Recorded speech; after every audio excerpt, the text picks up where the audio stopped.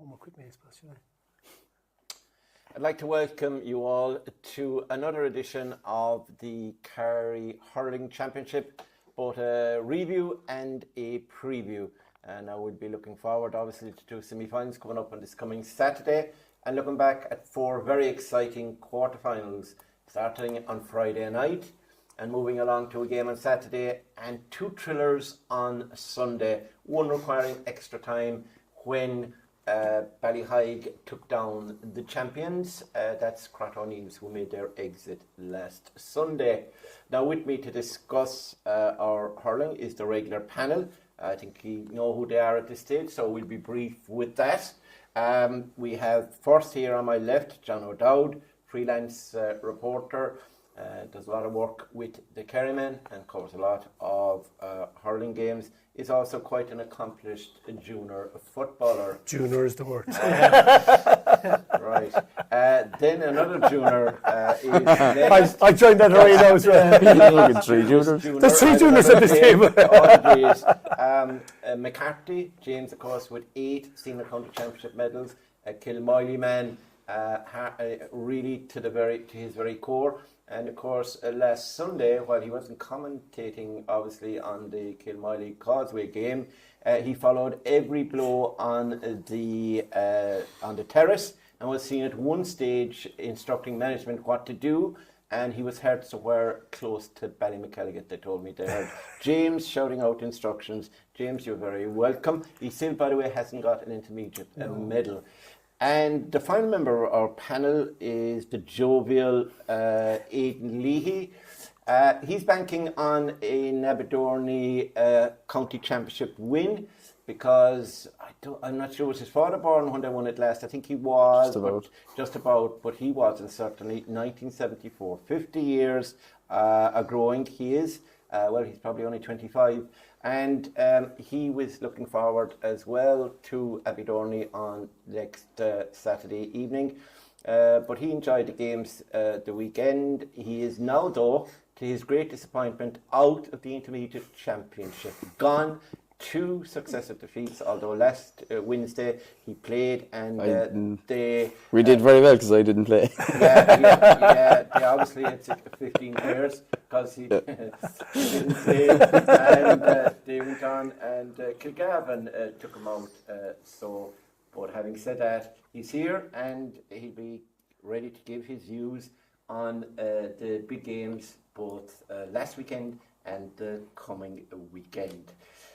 So that's the scene set, and of course we are very excited now because we're coming to the real jeopardy end of the championship. Last weekend's game really a notch up from the group games, because if you lost last week you were out, 4 teams exited, and now we'll go forward as well to 2 great semi-finals.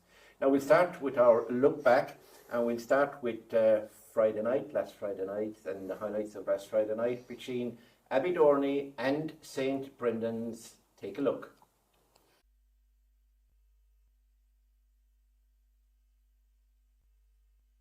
Mansell wins the puck out. Mikey Clifford's up with him. There is an Abbeydorney man. Mansell does well. Can he score from about 40 metres? That's great work by on Big Mike O'Leary. So that's the change there. And the ball's been pucked down on top of Michael O'Leary. Wallace goes up. O'Leary's inside. If he gets it into his grass, could be dangerous. He does. Blocked. Good block there. Looked a certain goal maybe there for Michael. O'Sullivan back to Mikey Clifford. Mikey Clifford in towards David Egan. Great take by Egan. Lays it off to Michael O'Leary. This will be a lovely team score if O'Leary defence are all gone off already. Here's Gary O'Riordan. Back to Nathan O'Driscoll. O'Driscoll will shoot. O'Driscoll's usually very accurate. And he does it under pressure. Gets it this time in his grasp. Away from Gary O'Riordan. Mansell lays it off. Good pass. Is it towards Callum O'Sullivan. Across now to Jack Sheehan. Jack Sheehan will score. Oh, great save, Darren Delaney. Jack Sheehan could. It's over Michael O'Leary. Oisin Mansell will get there this time. He's ahead of Gary O'Riordan. Oisin lays it off. Chance of a score. Is it Jack Sheehan? This should be a score. Was it Niall O'Mahony? It's there by Ronan Donovan, the centre back for Abbeydorney. Inspirational. If they could get a score out of this, it would be fantastic. Lovely play. Started by Donovan. Oh, Mansell, good control. Can he beat Gary O'Riordan? He does beat Gary O'Riordan this time. This is one of the best battles of the game. Mansell v O'Riordan lays it back. Chance of a score for Daniel O'Leary. And again, it's Daniel O'Leary.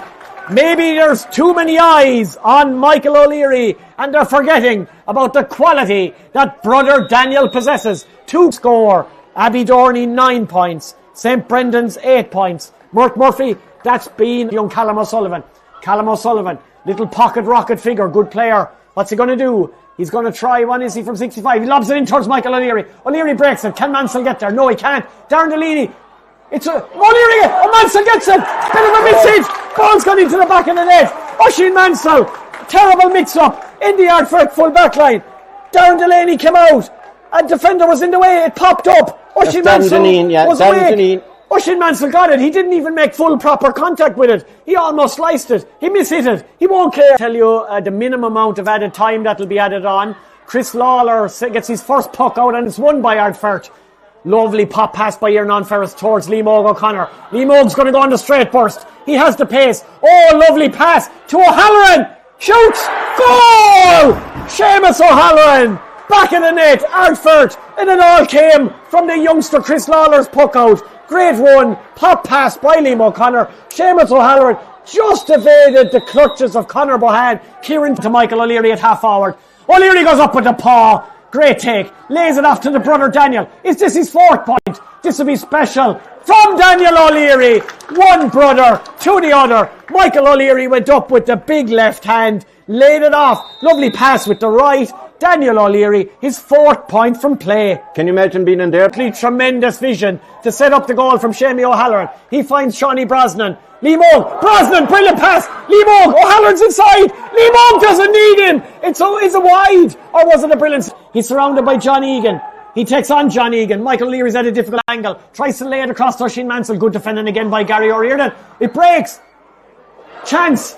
Block. Jack Sheehan gets it again, rebound. Sheehan turns. Oh, it's just gone wide. And far, you take off David Egan or someone. Why are you taking off Daniel O'Leary? I can't understand the tactics at all. Michael O'Leary's out around midfield. Brennan is out there now.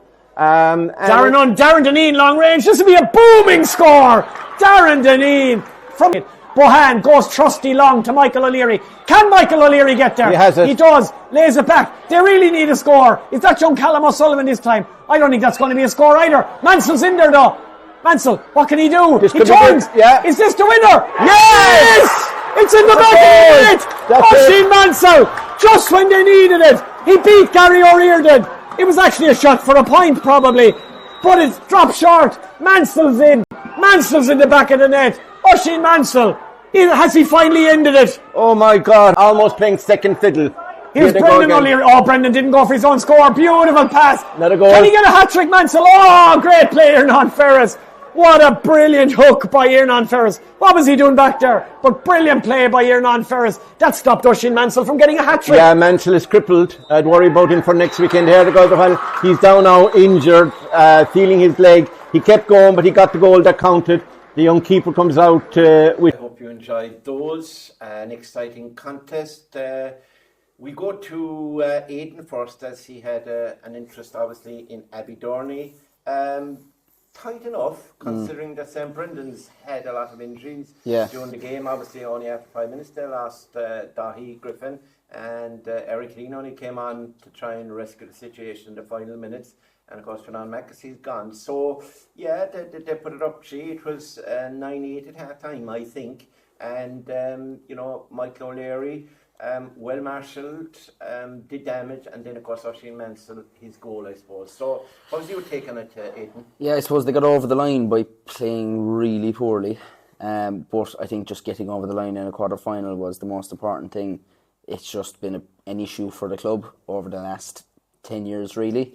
Semi-finals have been slim pickings. It's our 6th in 19 years, so that shows how difficult quarterfinals have been for us over the past couple of years. So I think just getting over the line in any way, shape or form really was just going to be taken as alright, let's move on now and look ahead to the last 4.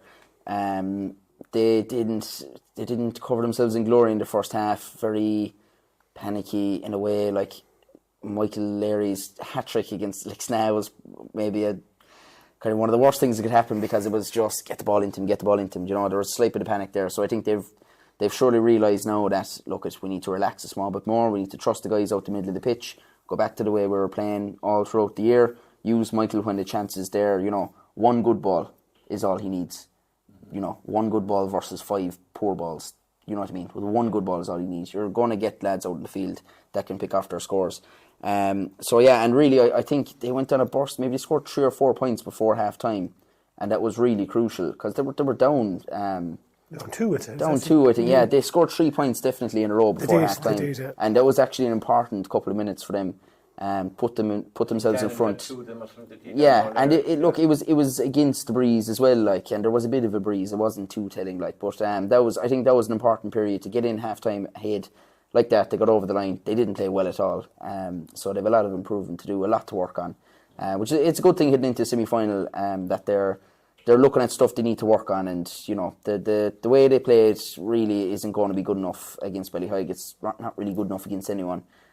So they need to relax. They need to trust themselves more. Go back to play to the strengths of everyone around the team, not just the strengths of Michael.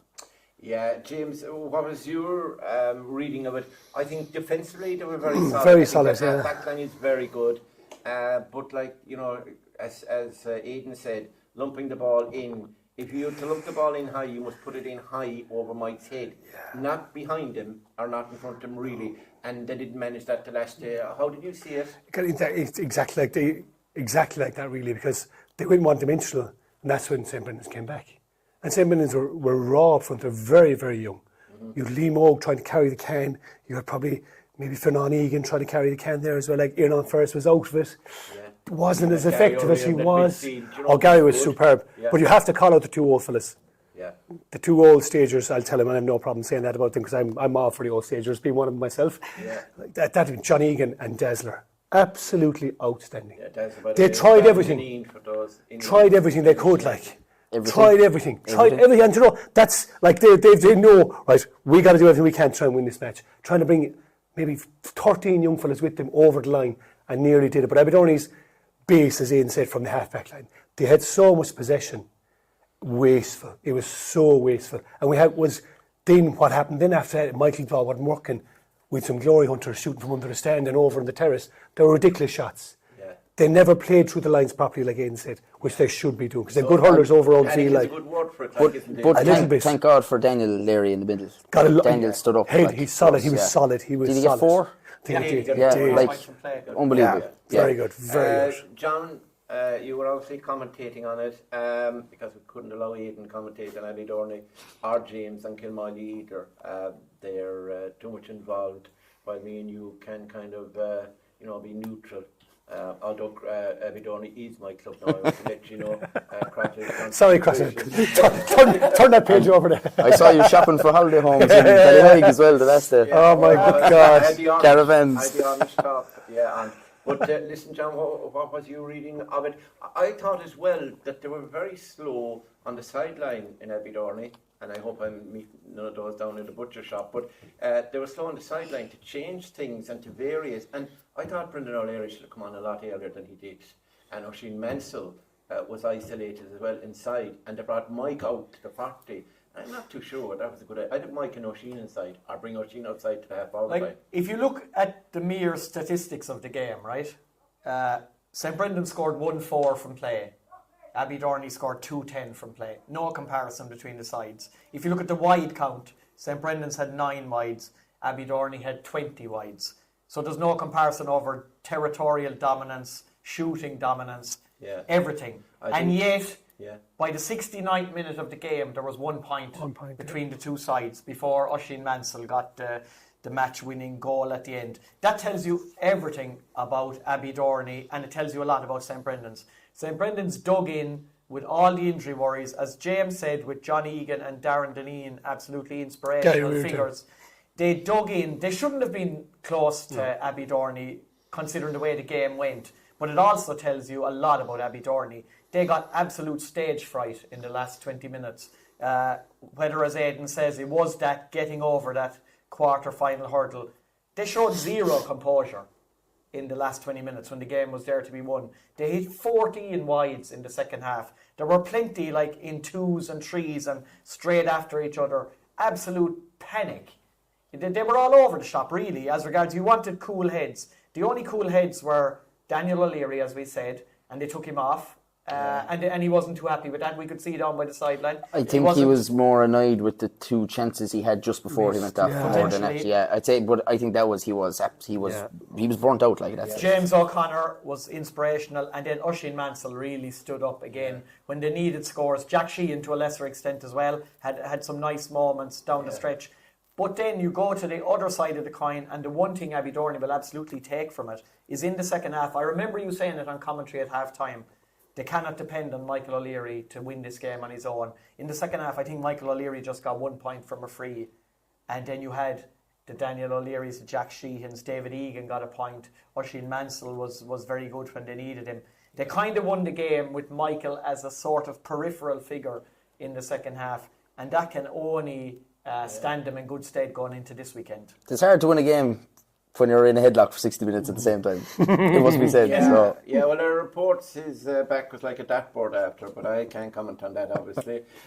James, just a word before we leave this game, because we'll be talking obviously about Abbeydorney, but a word about St. Brendan's. I think although they only won 1 game in the championship, that was the preliminary quarter-final against Parnells, they actually have improved as it's gone along. They were unlucky with Finan getting suspended. Well, I mean, it was his own fault, but still, he missed the game. And then the injuries. I mean, to be missing for that big game, Eric Lean, the best man marker in the county, in my estimation, and of course Dahi, which was excellent as well. So both of those. So, but you would reckon that they're a team. There's a work in progress, but how long can you keep John Egan and Dazzler still playing? Like they were their best players. They have applied. They're brilliant. They're brilliant. They were brilliant. You told me that, by the way. 3 of us from the office the same day. Gary Reardon. I'd add Gary Reardon into that mix as well. Absolutely outstanding. But the only thing I saw from the game as well, which I was only very wary of, they butchered 2 goal chances very late on. Alfred. Oh my God. Yeah. It just happened to be one of the subs that came in, made a mess of 2 of them, and they got through for, if not 3 or 4 goal chances, they ran straight through to level it. Yeah, swear. Inches. Got a great goal. Did. Oh, that was super. But they could have got one that you scored against your own team in 2017. They could have got 3 or 4 more goals. Yeah. They did cut through that defence. And Nathan O'Driscoll should have passed to Shamie O'Halloran when he went for a goal chance. He was out very far, beyond the 21. Yeah, definitely. There was chances there, and as I say, it turned on Darren Delaney getting injured. Because at that time, the goal came out of that. The goal came straight out of that, and next thing, bang. Yeah. Abbeydorney were 3 to 4 points. That was the bit of a lead they needed. It was a Shawnee Brosnan made the run, like he should have been absolutely. He just gave a lovely flick tackle to the ground. Yeah. That's all you can do in that situation. He was in. Tackle him to the so ground. you are promoting cynical play by your players. Well, if you're on the sideline and you're a manager, that's what you're roaring like. Take him down outside the 45. I wouldn't agree with that at all. And now we want to obviously wish Darren Delaney a speedy recovery. He has got, I think it's a broken rib. I think it's broken is better than fractured, actually, come to straight, but it's obviously sore. So we wish him well. He's a great guy, lovely fella, and a good keeper. Play with Kerry as well. And now so hopefully he'll be around for another few years with St. Brendan's, and I think they're a team that over the next 4 or 5 years, I think they'll be in a county final. Whether they'll win it or not is another matter. So that's the first game on Friday night, and then on Saturday, despite Kerry being in Croke Park, we had a game, and on Saturday it was Ballyduff, many people's favourites to take the title, to win it this year, and they have much in their way now, by the way. But yeah, Ballyduff, James is humming and hawing here on the left. But yeah, Ballyduff playing, and they managed to get past Lixnaw. But again, it was a bit of a struggle towards the end of that game. Highlights of that now coming up.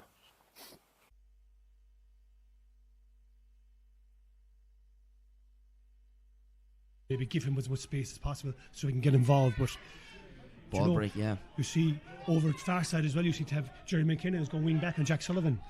Ball is recycled out here to Daniel Carroll. Carroll with a strike from distance. He's got a few points already, and he's going to add to his championship tally. The first score of the game comes from wing and gives it to Neil Mangan. Mangan is going to look inside now. Who's in there? But Podge Boyle. Podge Boyle is going to let this run on. It's Dara Shanahan now who is shadowing him. Podge is going to try and get inside him. Podge has got inside him. Podge Boyle is stuck it in the back of the net for Ballyduff. He's on straight away. Instant impact. 1-1 by the captain, Podge Boyle. And a bit long. Luke Rochford is going to be underneath this one. He'll rise for it. It breaks all the way through goal on, now, and goal Evan on. Boyle is straight through on goal here. Goal Evan on. Boyle has his uncle in the middle. Evan Boyle goes himself and sticks it in the back of the net. Oh, What a start for Ballyduff. this is getting out of hand already. 4 minutes. But Ballyduff is quick. They're just gone down the field straight away again. Absolutely. Here is Dara Slattery. Slattery moving forward on the run here. Slattery is going to pop this over the bar. Good Great score from good the wing score. back. Again, very Sheehy. good. He's going to go back towards Jeremy McKenna. McKenna is going to load it up here and go from distance. Conor Doesn't O'Keefe have again. the accuracy. Conor O'Keefe and Pod Costello Here, looking for hang the on, foul inside chance. there. O'Keefe making a nuisance. O'Keefe fell off the ground. They sent it to the back of the net. It was coming. There was 3 or 4 balls were in there. It was coming. He was causing trouble. Conor O'Keefe. Nottingham have turned this game right Really, around here now. Jeremy Jeremy McKenna. Will he go for Dara's another long outside. ball inside here? He gives Dara. it to Dara He'll Conway. touch it Conway over. is going to have a look at the post here. Dara Conway He'll is put it going over. to send Yeah. this and raise the white flag. They really are bombing. He's it up towards Jack Jack Brosnan. Brosnan. He's well able to hit them from distance from the far 65, but he doesn't that goes over have some the. score. Does he have the accuracy? Oh, He what a does have score. the accuracy. What a score. What a score by Jack Brosnan. The crowd are loving it here now. Lixnaw crowd underneath us. Lixnaw are in the lead for the first time in this match.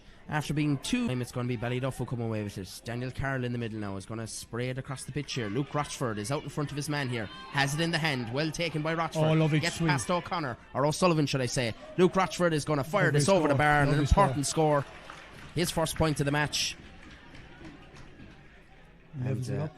Yeah, levels us up here, heading towards, 4 minutes went up on the board. We already have nearly ticked towards He's the 4 calling the minutes, ball, so I'd say. He's looking he for is the going ball, to call right? for the ball here. Does the referee? Great half. Great half. Well, way of Dylan Moriarty. Moriarty pops it back to Kyle O'Connor, and O'Connor goes up the field here Jack now. Sullivan. Jack Sullivan has it in the hand. He'll have a look at the post here. Sullivan strikes off That's his a left. lovely score. Jack Sullivan has the accuracy, Oh, lovely score. has the distance. Working it long inside. Dara and Podge again on to Podge it. Boyle, this has been a great battle. Boyle has it this time. Boyle is going to have a look at the post here Half from a blocked, was very it? tough angle. Oh, Podge great Boyle score. sends it over the bar. Great score. 1-3 for him. You can see every little turn. Yeah, he's definitely, I'd say, maybe midfield. Oh, he's gone Pushed into midfield, yeah, he's gone midfield. As That's Luke it. Rochford Oh, has this on the Rochford's far in. side, and he's past his man. Luke Rochford is going to take his score here. Luke Rochford sends it over the bar. He wasn't sure where he was. Looking for Owen Stack again from the puck out. And to Kevin's And it's on. gone past him here. Owen Stack gambled on the break here. Owen Stack is going to send That's this over, over I'd the say. bar. Good That is score. a fantastic score. Good score. They're kind of Lixnaw avoiding him with the pucks, really. They're avoiding him. They're staying away from him. Because This he's is an going to excellent go sweeper. long inside. Oh, Oh, great Podge catch. Boyle has it in the hand here. Podge looking for a second He's goal. not going to get a touch there. He No, was not on the even ground. free. Went for it's Oh, ended up in no. the back of the net. Well done. A pull along the ground. It's looking like. Is it? It's Dylan Moriarty who's got it to get themselves back into this game well for a done by second Jar time. Jar Stackpool. Stackpool does very well there. Cotta with the ball. Oh, Caught him possession. struggled on the ground here. Evan It's has Evan it. Boyle. Boyle knocks it out to Dylan Moriarty, the goal scorer. Dylan Moriarty has popped it over the bar. Yeah. 5 points now. Oh, it's a Didn't bit get the short. strike he wanted. There is Lixnaw men there. It's Ricky have it. Rising and the new man in. Jamie Galvin has it. Galvin's going to pop it out to Shane Conway. Conway is going to have a look from distance here on the 65-yard line. beauty, Shane beauty. Conway has sent this Beauty. over the bar. A huge score for him. He's gotten away with it. Got JP away O'Carroll with it. recycles it back here. Daniel Carroll is going to Good pop it ball into the to middle. Rochford. Luke Rochford in the middle is free. Jack Gives it to Sullivan Jack have a go. Sullivan. This will be huge for Jack Sullivan if he can get a score here. That's good over, I'd Sullivan has sent it Yeah, over the over the bar. bar. He Over raises the the bar. white flag. Code is They going to go go for along. They're Mikey, looking for Mikey. Mikey Boyle. It's Mikey versus Jar Stackpool. Stackpool knocks it down. It's Luke Rochford on the break. Rochford is going to plough Take on along his for man. down this far side here. He's got Go past take the his man challenge. Stackpool still going with him. Got a Pops lovely it ball inside in. here. Jack Jack Enright. Enright. Oh, Enright lovely. inside. This could be curtains. And Great it's a save by fantastic save Stacky. by Martin Stackpool. Great Dylan save. Moriarty was looking for a Oh, second great goal. flick. Tara McKelligan dives down. That's some Gets the great ball, defending. says the referee. Great defending. On top of Dara Conway. Conway has to come. Well done. Rolls over Jack Sullivan's head. Oh, Derek Jack McKelligan Sullivan, went well down, done, but Jack here Sullivan. is Jack Sullivan roaring back Good into tackle. it again. Sullivan is going to pop it here to Jason Bowler. Bowler has it. Bowler has a look at the post. Nice He ball doesn't. in. Pops it Lovely ball inside. into Mikey Mikey. Boyle has it. Boyle out in front of Jar Stackpool. Boyle over the Score. shoulder. Mikey Score Boyle and a has half sent by it Mikey. over the bar. What a score by Mikey That could Boyle. be the decider. A huge score. Even as banged up as he is, he's now running out of the fence here now. Lovely Loads ball of to space for Luke Rochford. Rochie. Rochford can put this on ice for Ballyduff if he gets it into the hand here. Jesus, take his Rochford, score. No, will he's he going go for for a goal major. here? Rochford will go for goal. Oh. It's a poor shot in Stackpool. You're never going to beat him with a shot like that. It's a free out, says the referee. They'll have to get this going quickly. He'll rue that surely, but he won't up. because that Time is up. the full-time whistle. And Ballyduff have joined Abbeydorney as the second team in the last 4 of the Garvey's Super Value Kerry Senior Hurling County Championship. They've done it on a scoreline of 3-15 to 1-16, and we're going to go to a quick ad break. So now they were the highlights of Ballyduff and Lixnaw. Of course, Lixnaw had the great Shane Conway back and Conor O'Keefe, who played up front, as you saw, and got a goal. And Ballyduff, and we'll start with John this time. I suppose the early 8-point lead, 2-2 to no score. And then they seemed to fall asleep for about 15 minutes. And then in the second half, they went in front again in the third quarter. And then they allowed Lixnaw back into it. How did you read that game, John? Yeah, it's been exactly the way Ballyduff have been in several of their championship matches this year. If you go back to the very first game against St Brendan's, they built up a sizable lead and then fell asleep again and allowed St Brendan's back into the game and only edged over the line by 2 points. It is a worry for Ballyduff when they're, as the old saying goes, when they're good, they're very, very good, and when they're bad, they're horrid. So they are like 2-2 to no score. They were in cruise control, off to a great start. Lixnaw couldn't live with them. That was only after 10 minutes. Yeah. By half-time, Lixnaw had actually gone into the lead and it finished a draw at half-time. So their whole advantage had been wiped out after falling asleep. Obviously, you have to give a serious amount of credit to Lixnaw as well for the way they dug in, because a lesser team at 2-2 to no score would have thrown in the towel and kind of accepted defeat. So that is a worry for Ballyduff. I suppose on the plus side, they did settle again and they started the second half really well. I think they got the first 3 points of the second half, and shortly afterwards Dylan Moriarty, I think it was around the 39th minute, he got the third goal, which turned out to be really the key score in the contest, because after that, no matter how Lixnaw tried, they might have got within 2s and 3s of Ballyduff. They never managed to get, I think, less than 2 points behind at that stage. So Dylan Moriarty's goal was eventually crucial. And he played well. He got 3 assists as well. He got 1-1. A promising player. And he was a very promising minor. He just ran into an injury where he was out for almost a year. And he's back now. But he's beginning to get into the contest. And I think he will take a bit of watching against in the semi-final. Against Kilmowley if he's to line out. Yeah, he's an important player for Ballyduff, most definitely. He has strength as well, and there's a bit of physique about him. And as we all know, they were missing Jack Goulding as well, so several forwards had to step up the last day. And Jack O'Sullivan had an outstanding second half. Luke Rochford buzzed around the place to good effect at different times. And then you had Daniel O'Carroll was fantastic at wing back. But I suppose really the whole star of that performance was Podge Boyle on his return from injury. Like, he looked extremely sharp, you know. His goal early in the first half was fantastic, like just burnt his man. I think it was Dara Shanahan, buried it in the top corner, finished with 1-4 from play, another 3 points from frees. Then you had Mikey coming on to get a point near the end, and we don't know, maybe that'll have to be the role for Mikey as well this weekend. That's just a little cameo because of his injury and stuff like that. But yeah. Podge was massive. So, like, Ballyduff, like we say, when they strike form, they're arguably the best team in the championship, but they have these periods where they fall asleep. I don't think they know the reasons for that. Maybe it's a touch of complacency when they go ahead in games. Maybe it's a touch of lack of experience in certain quarters of the team. But if that continues against a side like Kilmowley, which we'll probably discuss later on, they'll be in big, big trouble. Historically, like, once Ballyduff got in front, there was no pegging them back ever. Like, it was really, like, and they are great for a quick start, like. Yeah. Like, I remember 2016 was they put 4 goals past Causeway in the space of 5 or 6 minutes in a quarter final, you know. I know. Once they get going, like, they're usually very hard to peg back. So it's no, I just thought maybe was it the Lixnaw thing again. Matchups. Lixnaw got their matchups all wrong at the start. All wrong. Did they? Started out after 10 minutes. They had, I think they started with George Stackpool and Podge. They were all over the shop. Yeah. They eventually had to bring Ricky back as well. They put Dara Shanahan on Podge. Yeah. Dara, I thought, played a very good game as well. Podge was so good. It was like, you know, it was very hard maybe on poor old Dara that Podge got in the match, because Dara did well at times as well. Think, look at it, and say, Christ, you think like what he got when scores, say, oh geez, he destroyed his men. He didn't.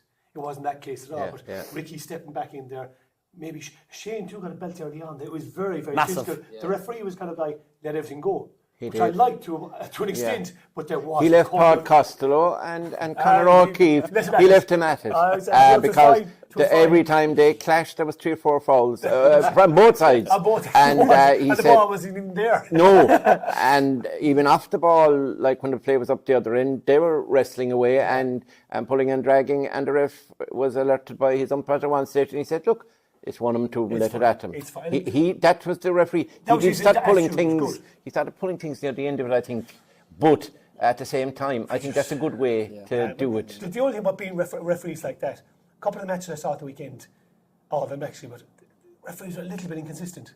Yeah. They were calling some teams for little things, and the other team would get away with it. It was a little bit of inconsistency there, a little tiny little bit. Not a lot, but you can spot it. But a referee leaves everything go. That was fine. Yeah. But it was just, I thought Lixnaw got their matchups wrong, very, very wrong. And Ricky was the fulcrum. He turned the whole game in their favour. And Conor Sheehy and Darren McKelligot, excellent. Yeah. They were Shane was carrying something. Shane McKelligot as well, brilliant. Shane McKelligot. But Shane Conway, I'd say. I thought he was going to go off. He was I thought, it looked. The thing was with Lixnaw, if Ricky is back there, why bring Shane out then too? Yeah, you need to put Shane up. They should have left him inside. Yeah. They should, forward line. And Tyke Brosnan very well could have been injured because he's had a lot of injury issues. But I thought to not bring him on towards the end as well when you're looking for a goal was a strange. Maybe bring Conor out a bit, even maybe play 2 twin towers inside or something. Conor O'Keefe like. But I think for a team Lixnaw who hadn't performed, we'll say, in the group stages that well, I think they did a fair battle against Ballyduff. To be fair to them, they're a bit disappointed talking to lads from Lixnaw. Yeah. They're disappointed because if half time didn't come that time, Ballyduff were on the ropes. They really were on the ropes. They really, even Podge, we talked to Podge afterwards, he said himself, we needed to get in at half time because we were all over the place ourselves. Yeah. They had lost their own shape. Yeah. And when they did have their chat inside and their own bit of a talk and they came out ready, they went again. No, they went 5 points ahead because again. you noticed Kevin got in control back there and everything. He started getting on the Waymo ball and second half. So and he was kind of peripheral first half. It wasn't even. But overall, I think tell they changed something. Yeah, but I think overall, Aidan, you'd have to say Ballyduff deserved to win it. They did. They have potential. They have a lot of young players. I think a lot, and we'll be discussing it shortly, a lot will depend on, obviously, Jack Goulding coming back in, making an impact, Evan Boyle maybe upping his performance, and Mikey. If Mikey could give him a half, second half, per se, it'd be huge. But Mikey, like Bart said it in the interview, he said, yesterday we were playing golf. I've no reason. Why would you be playing golf? Imagine John Myler finding out, James, that you were playing golf the day before a county championship. He told me last time to go away and play golf. They're probably last time to do that. Yeah. They're probably good enough at golf that they can enjoy the road of golf. Whereas if I go playing golf, well, you've been in and out. Enjoyment is the last thing. This is bad enough. They can play soccer Friday night, football Saturday, and play hurling Sunday. That's better. Yeah, that's it. They're unbelievable. But so we'll have to see how they'll react when they have everybody on board, but they have a fair game coming up. But I'd say, well done to Lixnaw. They're out of the championship, but I think they gave it a good shot the last day and contributed to a very, very good game. But Ballyduff, as I said, worthy going into the semi-final now, where they'll face one of the winners from last Sunday. So that's that game. Just on Lixnaw, is there disappointment a lot because maybe it was the last time they'll have Barry Hennessy in the stadium with them? Maybe. Where's he going? Well, he could be going. He might. For a lot of big jobs. I don't know. Kerry job is Mort knows, but he's not telling us. He says. Yeah, I'm not. Well, there's so many. A former Meath manager is mentioned. Now I'm hearing the name of Treat Griffin being mentioned, and Shane Brick, whom you played with. Well, he carried you on his shoulder. To be fair to the lad, one of the best ever to play for the county. So there's so many rumours and. When you talk to Paddy Deneen, he won't tell you anything. He'll give you a name, but it's not the name that they're going to pick. And then Liam Ross will kick the touch as well. So sounds like the FAI, really, isn't it? Yeah, well, they won't take 6 months to pick him. But I'd say by early August, by the county final, we might have him. We'll see. But as soon as we have them, we'll let you know. It'd be nice to have an Icelandic manager of the Kerry hurling team. It would. Well, we've had a Lyric man involved in management of the Kerry team, and that didn't do us much good. So anyway, that's the Ballyduff. That's the Saturday action. Then we went home to get disappointed by Kerry and Armagh. Of those things we shall not speak. And then on to Sunday. And on Sunday we had the first game was the champions, current holders. First time they had won it since '68. That was Crotta O'Neill's, and they took on a youngish Ballyheigue side, unfancied by some people here on the panel, and they started, and it was a great contest, and we have the highlights for you now.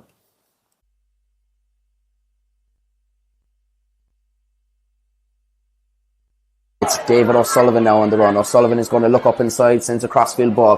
Colin Walsh is inside there. It's into the hand of Eric. Eric has it. He scoops it out. Brian O'Riordan. O'Riordan is going to have a goal from distance here. Brian O'Riordan looking for them. He's going to send a dangerous ball. It's into the hand of Jordan Conway. Conway is going to look for a goal. He's going to cut back around and puts it over the bar. A great score for Ballyheigue, who's Brian Reardon, gives it now to Jordan Goggin. Goggin moves it on, and it's Michael Lean. Michael Lean has a look at the post. Michael Lean going for a point, and Michael Lean has to Jordan Goggin. Goggin looks inside. He's going to send a low ball in. It's 1-on-1 inside there.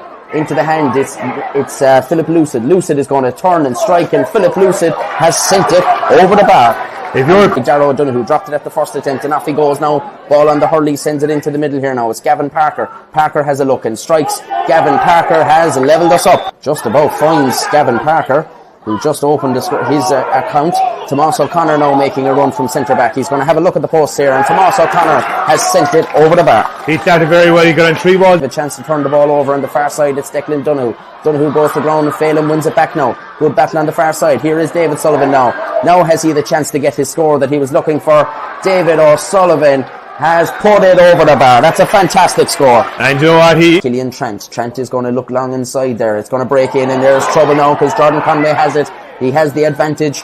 Conway is going to find Shane Nolan. Shane Nolan looking for goal here, and he's found it. He's buried it in the back of the net. Brilliant refereeing and brilliant hurling, because he played the advantage after Conway was going through and was pulled back. You might have thought it might have been a little bit long, but the rule is 5 seconds. That was definitely 5 seconds when Shane Nolan got the ball in the hand. He only had one thing in his mind: goal. I thought the keeper could have stayed if it was kind of close enough to him, but Crotta. And Eric Walsh. Ballyheigue have possession this time in the forward area. Nathan Gearan rolls off the referee that time, puts the ball back on the hurley, finds a pass in here now. Chance for Kieran Casey. Casey looking to get through and goal here. Casey goes with one hand, and it's gone into the back of the net. Adam O'Sullivan couldn't keep it out. A huge goal for Ballyheigue, and it's back to a 2-point game again. I can't believe it was nearly the fact it was weaker. It was harder for O'Sullivan to save. He was moving before the ball was struck, and it literally just bounced just in front of him. He tried to flick. Ballyheigue still have the ball. Colin Sheehy just bounces off Tomas O'Connor, sends the ball in here now to Philip Lucid. Lucid in behind Beans Ware now. Lucid looking for a score. Can he bring it back to a 1-point game? He has done. Slipped and Donoghue got into it. Rory Mahoney, lovely ball inside here looking for Jordan Conway. Conway has it in the hand and gets past the challenger Shamey Foran. Jordan Conway sends it over. Puck of the game maybe. Will the referee allow one play afterwards? Philip Lucid is going to strike this. Can he put Ballyheigue in the lead? Yes, he can. He raises the white flag. It's 111 to 110, the Higers lead. And they're delighted, like we said, the crowd in the stands, they're delighted with that score. Like the referee's calling for it. They're going to half time here. They're going to be absolutely buzzing. Absolutely. What a fantastic 30 minutes of hurling, and Ballyheigue are the men who go in the happiest. They have a 1-point lead. We've seen 2 goals, one from Shane Nolan, one for the centre-back Kieran Casey. Listen to the roll. A savage puck out by Cormac Slattery here, and Phelan Sullivan's going to run onto it under pressure from Tyg McKenna. He evades him though. He's off on the run here is Phelan Sullivan. Back on the hurley.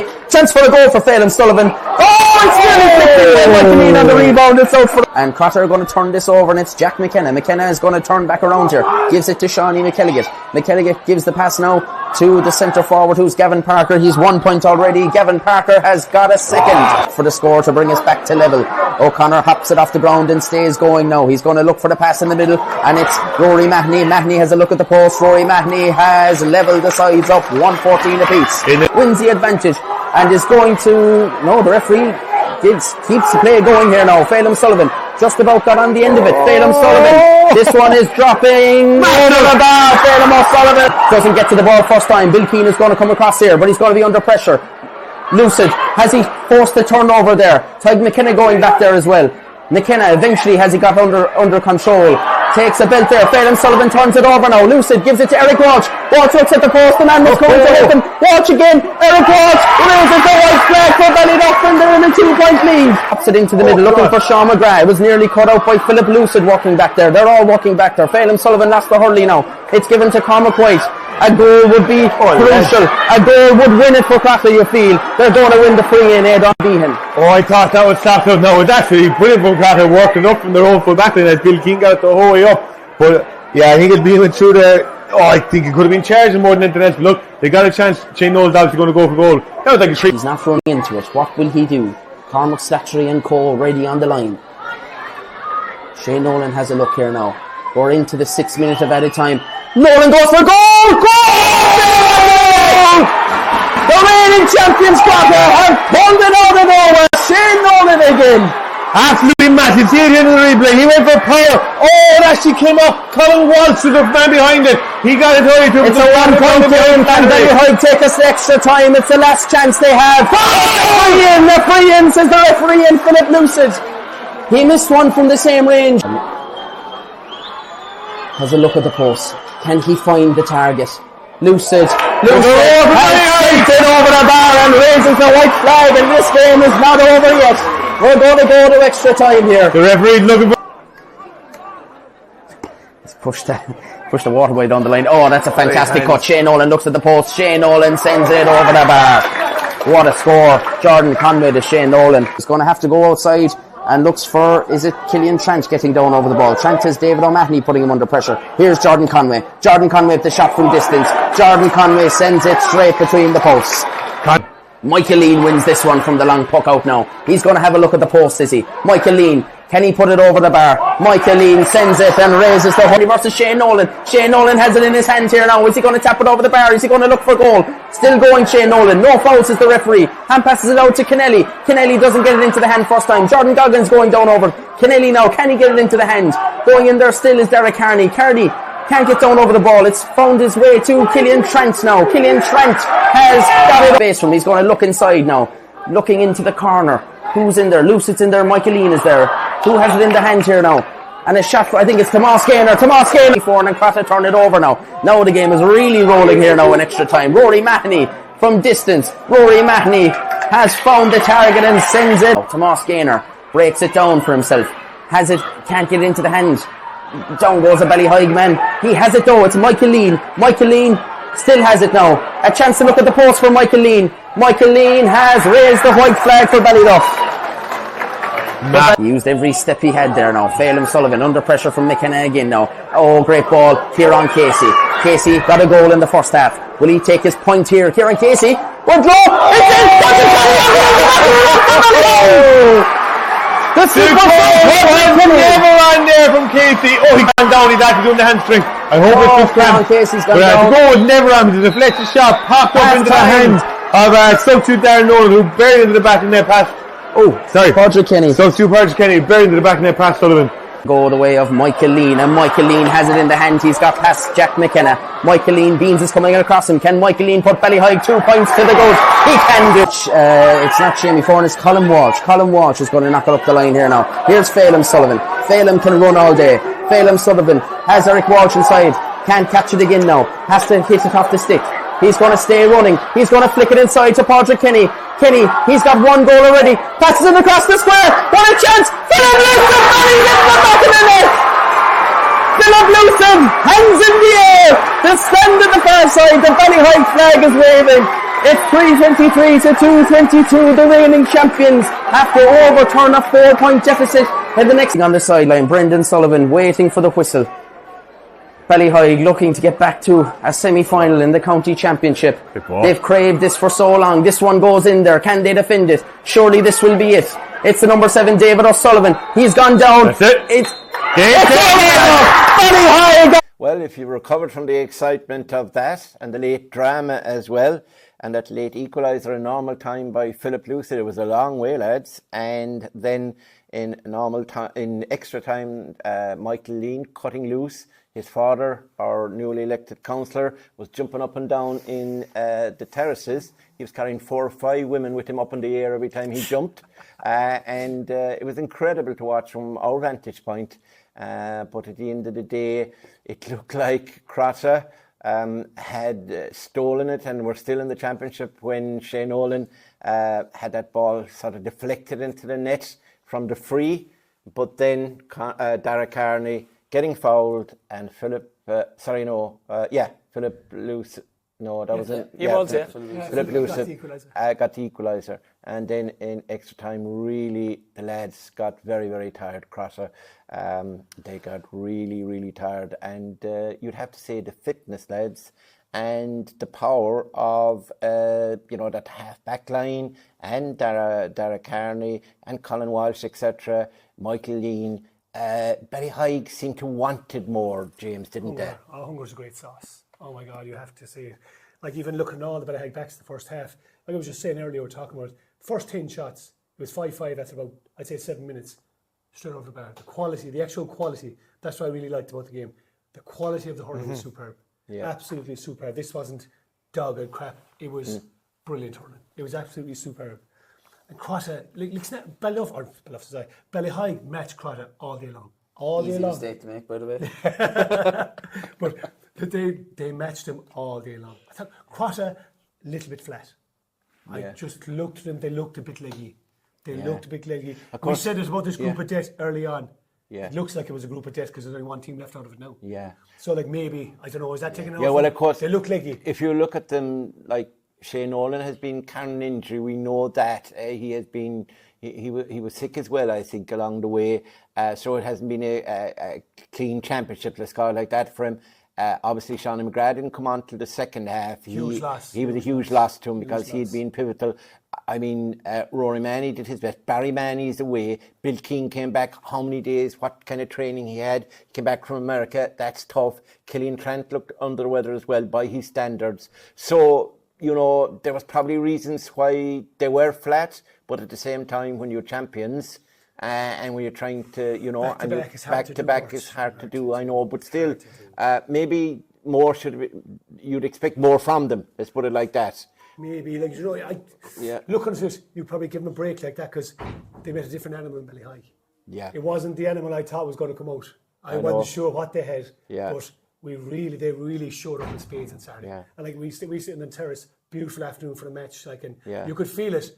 As the game was going on, the Ballyheigue crowd nearly took them home. And the wave of emotion on the far side, they were nuts in the stand. Yeah. They were mad in the stand. They had a huge crowd. They bring colour. It was a brilliant match. Yeah, they bring colour. And the other thing is, Brendan O'Sullivan, and Boxer, they've done they've done a great job with it. Brendan's a very good trainer, and he had, I'd say, at least 5 or 6 of them. Shemi Foran was in with Kerry. Dara Carney was in with Kerry. That's 2. Ross Gaynor was there. And Tommy Gaynor was there. Obviously, Michael Lean was there. Eric was with 20s. Eric was with 20s. Philip Lewis stepped away this year, but he had the training from last year. And of course, Colin Walsh was in there once he got clear of his injury. It's helped him, Yeah, it's definitely helped him. Now, I won't ask you to comment on Crotta, Aidan, because of your love for them, but I'll ask you to comment on Ballyheigue. Did you see this coming from Ballyheigue?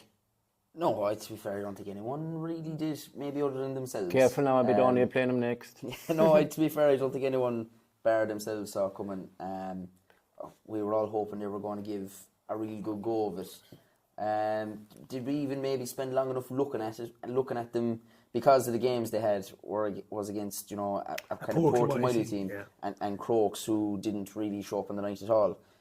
So we didn't probably look hard enough at them. Maybe if we had, we might have seen it. Yeah. But and like that when you... I did, maybe you didn't.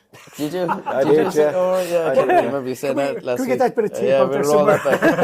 Roll it there. I remember Brendan O'Sullivan when he played with Kerry Rovers. Brendan was an excellent soccer player. He was. He scored a hat-trick in a game one day, would you believe, and I gave it to Nicholas Roach instead. He has never forgiven me since, and he keeps arguing with me when I meet him, Brendan, and giving out to me. But we're good friends, but at the same time, but I don't rate him as a hurler, but I rate his son Phelim as an excellent hurler.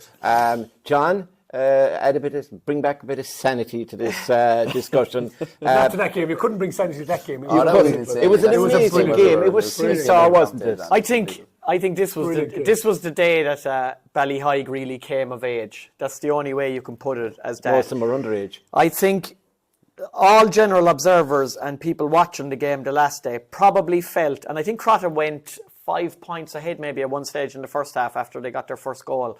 And I think people felt that Ballyheigue were digging in, they were matching them stride for stride, but that this wouldn't last, that there would eventually come a stage in the match where Crotta would pull away. Yeah. And maybe Crotta subconsciously felt that was probably going to happen as well. But throughout the first half, throughout the second half, and then like we could see like the way Kerry and Armagh went. Who was the stronger team in extra time? It was undoubtedly Armagh. Yeah. Who was the stronger team in extra time in this match? It was undoubtedly Ballyheigue. Yeah. And it's very interesting because Ballyheigue probably don't have the strength and depth that Crotta have. If you looked at Crotta, were bringing on Shawnee McGilligan, they were bringing on Sean McGrath, they were bringing on Cormac White, Sean O'Donoghue, etc. They had the bench. Ballyheige's go-to man normally was David O'Mahony. They brought David on, and David was just off target. I think he missed 3 shots. Yeah. 3 shots. Same spot. Same spot nearly like every him. time, not like him. But then along came Padraig Kenny, their second sub, and he scores the goal, their first goal in extra time, and he set up the second goal at the very end for Philip Lucid that killed the game as a contest.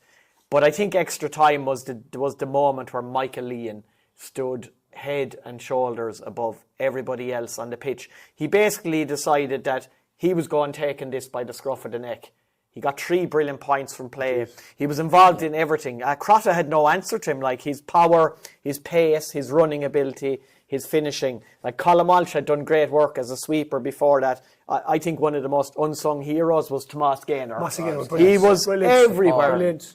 Everywhere around the middle of the field. And then Kieran Casey centre back. Yeah, Kieran Casey. His runs upfield were incredible. Psychotic. Brilliant. Mental runs, like. And Derek Carney. Yeah, Derek Carney as well, like, was outstanding. Like, matched Shane Nolan physically all over the place. Like, this was basically an 80-minute performance from Ballyheigue. You know, they might have had the odd little dip here and there, but in general, their consistency with a smaller panel over that length of a game was kind of It never really dipped. Never and I think that was the real surprising thing, because we didn't really know the real Ballyheigue. We knew that they were capable of beating Kilmowley, but this was a distracted Kilmowley.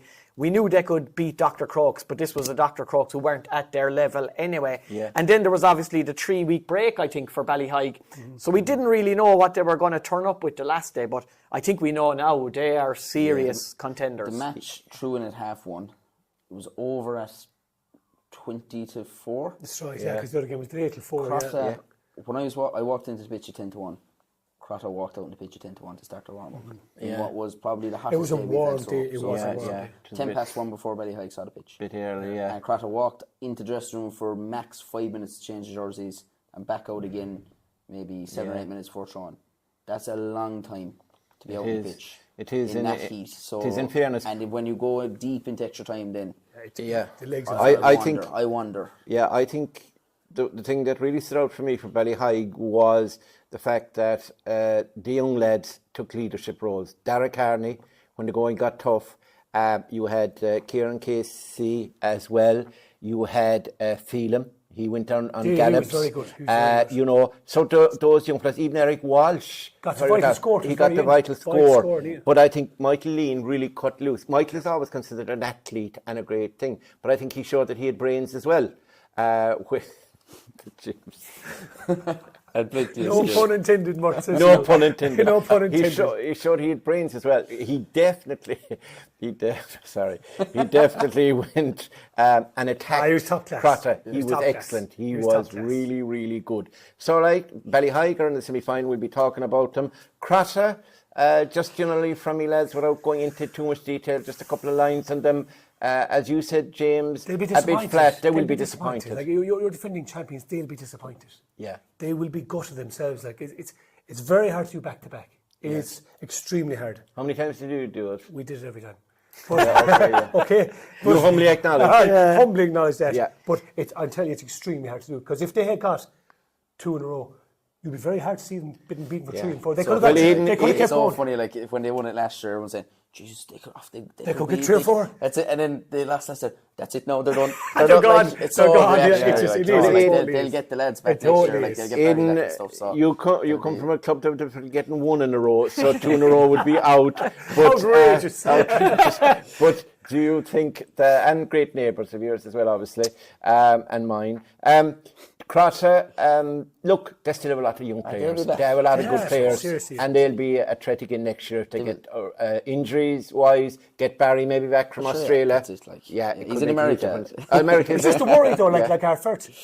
Shane Nolan. But he might go to Australia. They're the wrong that's it, side of yeah, the wrong side of the veteran. They will have to area. replace So them how do eventually, you like, replace so. Shane Nolan? Says How the do you man replace him? who is still playing intermediate hurling at 49, and he reckons guys in 32 and 33 are gone over the hill. But he's impossible to replace. Anyway, talking about a man that's gone over the hill, John, what do you think of Crotta? Do you think, just a word for them? I think James summed it up there. They were a little bit flat, and maybe They won the county league. Maybe they just felt that they were always going to win this game. Like I said, I don't think they would have expected Ballyheigue to sustain the level For the 80 minutes, for the 80 minutes. And like we were saying, Crotta had the stronger bench on paper, but in the end, like Padraig Kenny was the substitute who made the difference more than any of the Crotta substitutes. But I think what will really annoy Crotta is when Shane Nolan got that goal from the free, you're in the 7th minute of injury time. You know that the referee is just going to give Ballyheigue one last attack. So the last thing you do is give away a free in a scoreable position, because you had the job done basically after Shane Nolan's goal. It's still hard not I credit to... Ballyheigue. You have to. Yeah. I think it's we call it balls. You credit I'll say Derek it. Carney. They gave the ball to Derek Carney. Yeah. So Derek, A shot, not a long puck out. You're our man. Run. You take off. Yeah. And he took off. He carried that ball Yeah. 80, 90 yards. Got fouled. Got another 20 yards and got into scoring position. But the Absolutely mindset, brilliant. the mindset from him, he'd have been standing on the line. Yeah. Watch the ball going to net. Then took off. The Dean punch said, in the gut. yeah. But he We walked have a straight chance. back off He the said, line. boom. Took the ball, Matthew went. And then, brilliant. and then like Philip Lucid, let's not forget his I composure. stood up. Yeah, Unbelievable. let's not forget his His new composure. name is William Tell, apparently. He's He's been shooting apples off his father's head. The Oshie McConville celebration. Yeah, that's right, yeah. He's been shooting missed he's been shooting apples and oranges out in Ballyheigue Beach off his dad's head. He, by the way, is Padraig Kenny, Morank's son. He is? No, different Kenny. Different That's Kenny. okay, yeah. He's got the local knowledge. He's trying to steal players for Kilmowley from Ballyheigue, but he won't admit it. Now, that's a roundup of the first game. Now, the last game of the 4, but an equally intriguing one. 2 powerhouses, 2 teams that don't particularly like each other. Kilmowley and Causeway went to battle at about 4 o'clock. Let's see the highlights. And they're going to have a 3-man full forward line in there. Mossy Connor, I think, has been picked up by Gerard Lean, and I presume Tommy Barrett has taken Tom Murnan. Yeah, Simon Stokes gets the game underway, and it's Causeway in possession initially with Joseph Diggins, their midfielder and captain this year. Diggins sends it in. This is Colm Harty. He's going to try gets in front of Donald Kennedy. An excellent score. They needed Colm Harty. He's a good player. He's also a player who plays well when he gets early scores. Here's Darren Nolan from long range, the wing back for Kilmowley. Good optimistic effort. It's more than optimistic. Behind Flor McCarthy. He sends it down towards Mossy Connor. Mossy, Billy Lyons in close support, so is Gerard Lean. Will Mossy score from an awkward angle? No. Drops it in towards square. Big Tom Murnan's going to go up here. He bats it down. Catch it a goal! Philip Mansell! Back in the net. There's the physical presence of Tom Murnan under from inside his own 65 on the stand side of the pitch. Collins is going to send it long. Will he go direct for a score? It's going in. Dangerous ball in again. It's touched. It's been touched into the back of the net. A mishap at the back. I think it's Gary Kerry, the fullback. He's devastated inside there. Long free by Robert Collins. He went up with the hurl, did Gary Kerry, but all he could do was deflect it into the back of his own of Causeway. But again, they can't clear their lines. Darren Nolan, this could be an easy score for Ronan Walsh. He's plenty of time. He's 45 metres out. That's a simple tap-over score. Tries to find Conor Fitzell, but Evan Murphy will get there. Great sweeping work by Evan Murphy. Can't control it though. Mossy will try opportunistically. Will Mossy score? Direct! Mossy does score. Wasting Mort. Yeah, definitely. Yes, here comes Mossy again. Mossy O'Connor up against Billy Lyons this time. Mossy O'Connor doesn't care who he's up against. Johnny Nolan sends it back to Darren Nolan. Darren Nolan sends it into the corner. Who's going to get there? It is Mossy O'Connor get there. What an offload to Daniel Collins. This is wonderful. This will be a great score. Who didn't perform at all, and maybe that gave them a false sense of confidence. They beat Crokes here pretty well. As Ronan Walsh puts that over the bar from all of 50 metres. Great shooting from the Kilmowley number 12. That brings up 2-10 for John Myler's side. Causeway 5 points as the referee Simon Stokes blows his half-time whistle here at Austin Stack Park. Kilmowley have a So that's Gavin Dooley. He's inside the edge of the square. So who's going to take him? It looks like Donald Kennedy probably, is it? That's taking him. So very interesting. Here we go, John. Yeah, and the second half, Simon Stokes gets it underway, and I just seen Brandon Barrett Mort has gone into full forward, but he's limping there. Flor McCarthy's picking him up. Dan Goggin has gone out to centre half forward on Dougie Fitzell. But it's Kilmowley, it's Darren Nolan who sends it up the field. Chance of a score already. This is the last thing that Causeway would have wanted. But Mossy O'Connor. Here they come again. Keith Carmy, excellent player. Sends it in. Lovely pass by Carmody. Is that Joseph Diggins again? Diggins as well. Can he get another score? Diggins. He shoots this time off his left-hand side. He directly here between Dan Goggin and Dougie Fitzell. Dan has the pace. He's away from Dougie. He'll go direct. They're looking for goal here. They have to look for goal. Goggin's been pulled out. It has to be a good though. John Brendan, experienced campaigner. Barrett will go low. He does go low. And he's in the back of the net. He virtually put the keeper the wrong way there. Fainted to go. Tommy Casey though, well blocked down. That's great work by Kilmowley, by Ronan Walsh. Ronan Walsh has been superb as well today. That's been one of the great battles. Ronan Walsh and Tommy Casey. Tommy can't do anything this time. Interviews have taken place. Who's going to be the winner though? We thought it was guaranteed to be Kilmowley. We still think it might be Kilmowley, but we're not so sure now. Here's Daniel Collins. Can he get his 4th point from play? Collins, he's been so accurate this point margin. Kilmowley respond with a score. Evan Murphy goes up to beat Jordan Brick under the high ball. He's still surrounded though. Kilmowley not giving up this one. They're still battling. So is Evan Murphy. But it's Kilmowley who come out with it. Great play. Is that Daniel Collins? This will be one of the scores of the game. Just as opportunistic. Causeway to keep Carmody. Carmody sends it long now in towards the square to Dan Goggin, and Gavin Dooley are in under the high ball. Gavin breaks it to Dan. Dan turns. Great shot. Great point. Dan Goggin. Great score by Cody Fitzell's right in control here. Seems to be sweeping up in front of Dan Goggin and in front of Gavin Dooley. Can't clear his lines. Joe Diggins. They have to go for goal here. Goggins inside. Diggins to Goggin. Must go for goal. Goggin is inside. He does go for goal. He finds the goal. Wonderful goal. Dan Goggin. It's not over yet.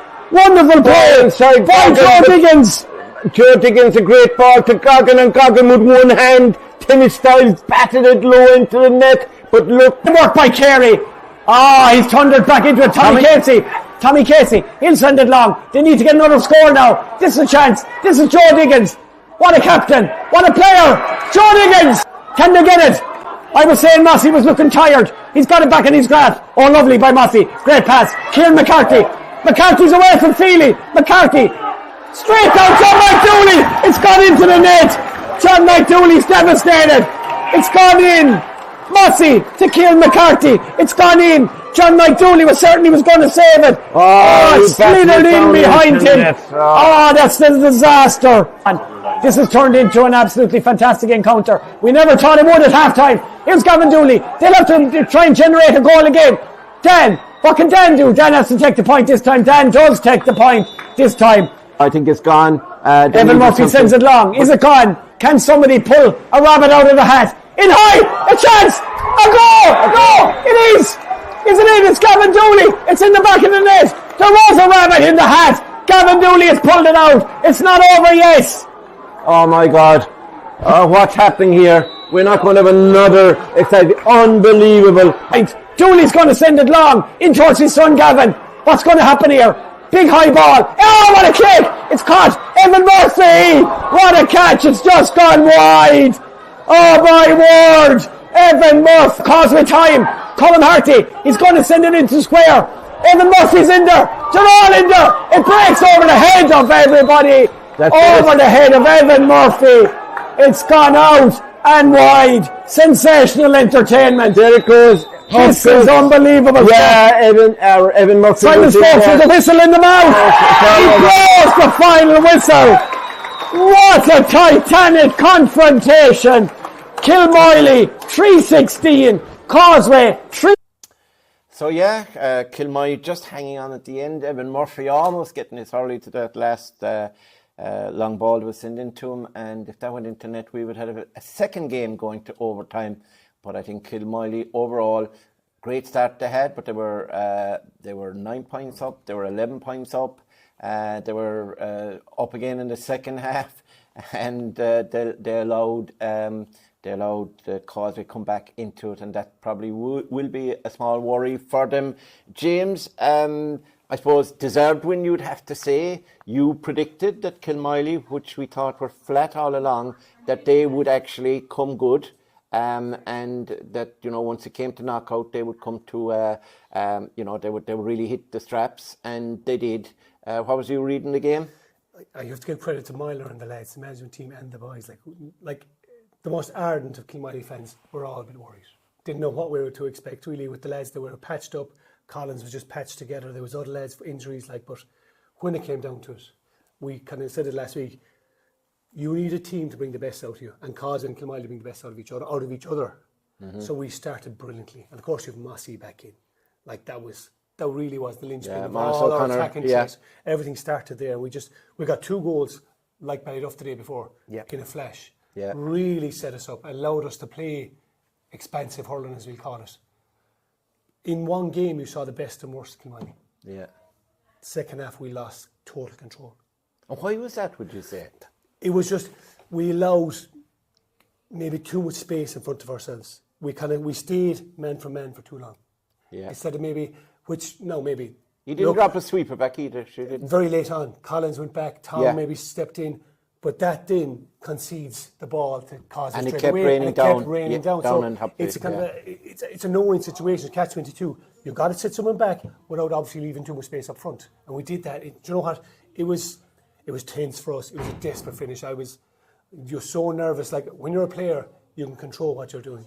When you're a supporter, you've no hope. We were just on the sidelines or up in the terraces. We were Christ. You were shouting in instructions. You were telling the management what to do. We were all just shouting because we know what happened 2 years ago. Yeah. When Causeway came at us and got us back in the last few minutes and beat us in extra time, and then went on to win the county final. That was going through a lot of people's heads. Did that hurt you then? That hurt. It did hurt. Of course, it did. And Crotta last year hurt us as well. So that was all in the mind. And these lads, these are a brilliant bunch. These have carried us to Crow Park. These guys, the same guys. Like when you look at it, geez, Collins he always delivers. Paddy always delivers. Mossy always delivers. Tom, the role he played at full forward was so crucial again. Absolutely. We had Florent Donald Kinney at the back, superb. Like there's just Dougie again, massive game in centre back. We just when they need to perform, they will perform.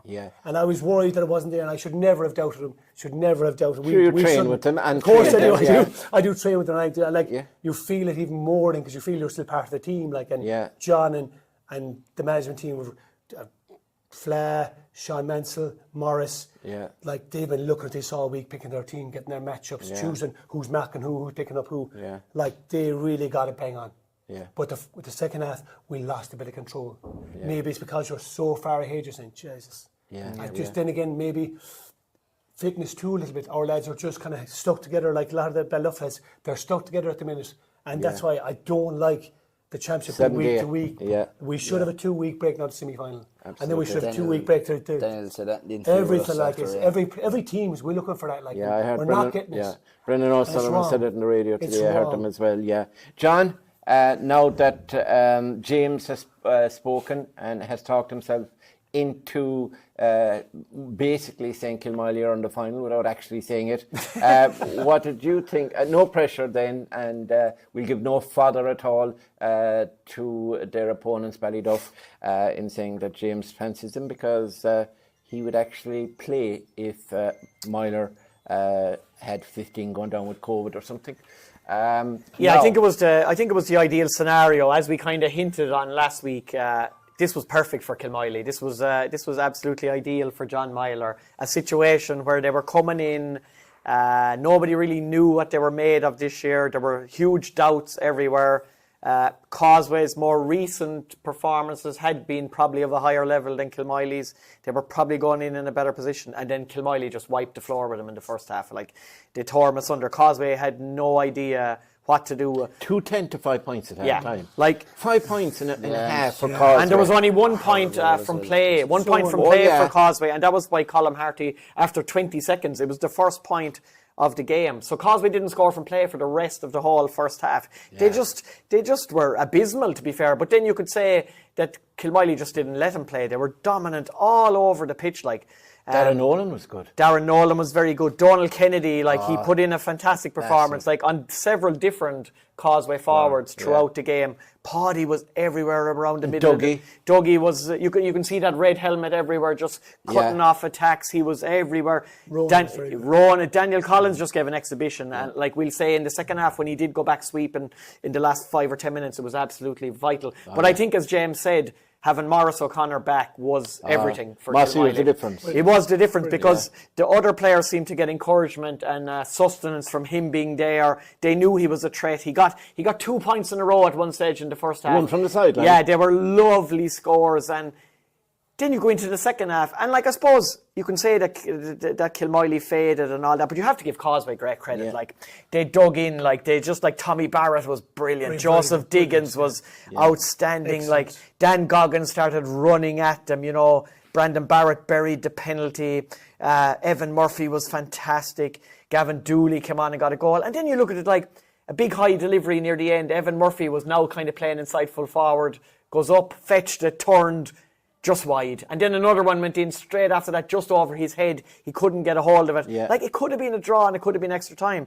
And to be fair, that would have been a disaster for Kilmowley because the momentum would have been totally gone, and Causeway would have had everything. But Kilmowley totally deserved to win. In 2:16 to 1:11 now down here in my notes after 51 minutes.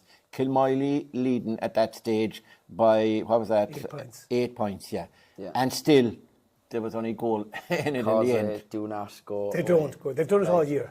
They're just, and for what they had left out there in the end, Jesus, look at that. They're probably finishing 15. If you told Stephen Goggin that was going to be your finishing 15 in your last game of the championship, and you're still in a chance. What round before we that? But in fairness to what that's no disrespect to anyone that's left out there. That's just decided, and lads that were out there were nearly, the legs were hanging off them anyway. That's just the way they all dig in for the collective is really admirable, and it's the reason they were the last team I wanted Abbeydorney to meet in the quarter final. Because we saw it all. We said about the consistency. If you've a mental hang up about winning a quarter final, by God, then Causeway is not the team you want to be facing in that match. They just stayed going, getting Gavin back in the pitch. And Gavin as well, nowhere near fully fit, managing to make an impact as well. And Anthony Feely as well. He wasn't. And I think one person who deserves a lot of credit is Gary Kerry. Because when he made that terrible mistake for the second goal from the Robert Collins free that he deflected into his own net, basically, you could see him on the ground absolutely dejected. That could have been the end of his game. It could have been the end of his performance. He dug in brilliantly, and he had a really, really, really good second half. He did. And I suppose the other thing to be reminded of with Causeway is the fact that they have, a nucleus still of a team. And when you think of it, the goal they conceded near the end from Kieran McCarthy, that will haunt John Mike, obviously. But how many times has he saved them, and how many times has he won games for them when he played up front? Exactly. So there's no blame to John Mike. He was devastated. He was devastated. It just happens, and that happened. But when you think of it, that at the end of the day, despite your dominance, we needed that goal. Despite Kilmowley's dominance, there was just that kind of soft goal, we'll call it, between them. Yeah. So, you're not world beaters. You realise that, James?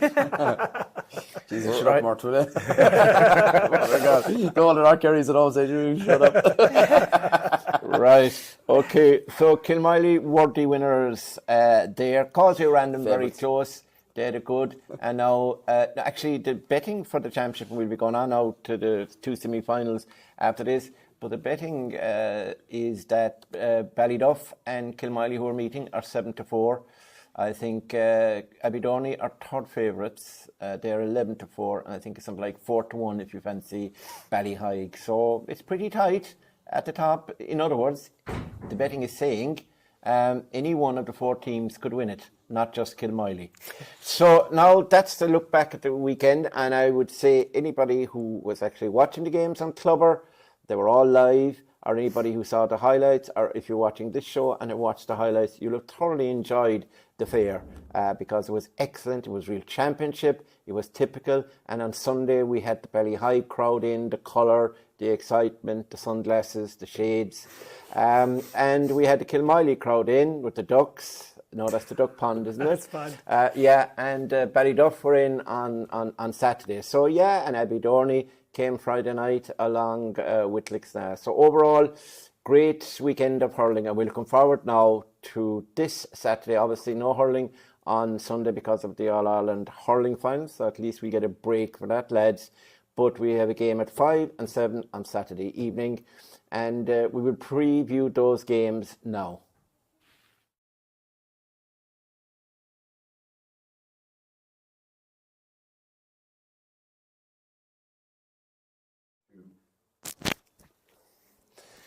Right, we look forward now to Saturday evening's action, and the first game in the Garvey Super Value Senior Hurling Championship semi-final, which you'll be able to see live and Clubber, by the way, is between, I suppose, the two outsiders of the four that are left.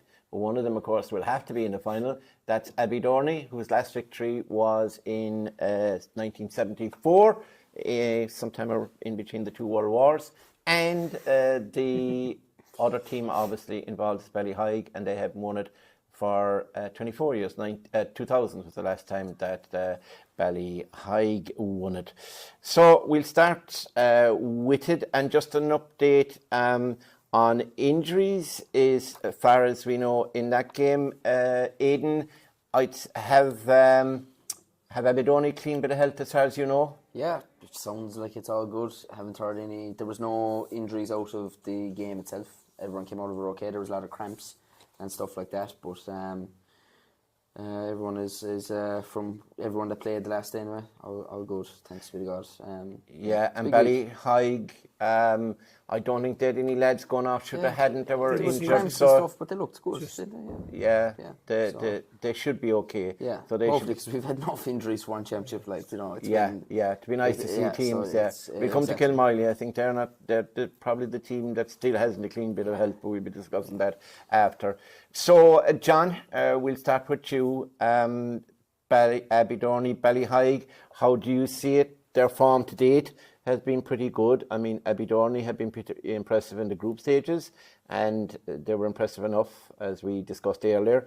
And Ballyheigue, obviously the surprise packets at this stage in terms of the team that beat the county champions. So they're going into it, although it's only a week's break, as James said, and that's probably something that has to be tweaked. And you know, the 2 weeks would allow knocks and bruises and allow them to get well, you know, both physically and the mental side of the game, to get focus, etc. You know, because you have to come down from a high or winning an extra time game like Ballyheigue have to, and then to come down to face the marauding warriors from Abbeydorney. Yeah, I think even though both sides are they're in the exact same position now with a semi-final to look forward to against each other, they would have ended the quarter-finals in vastly different frames of mind, I believe.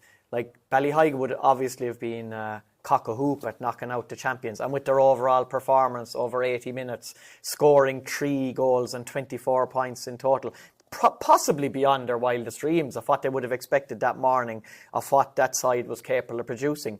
So they'll be on top of the world. I don't think Abbeydorney would have been top of the world at all on Friday night leaving Austin Stack Park, especially with the 20 wides, the way they just barely scrambled themselves over the line in the finish. That was important to them. They haven't done it for a long time. Well, not a long time, but they don't do it normally. That's what I'm going on to say. Like, Oisin Mansell's goal, they managed to creep over the line at the end of the game.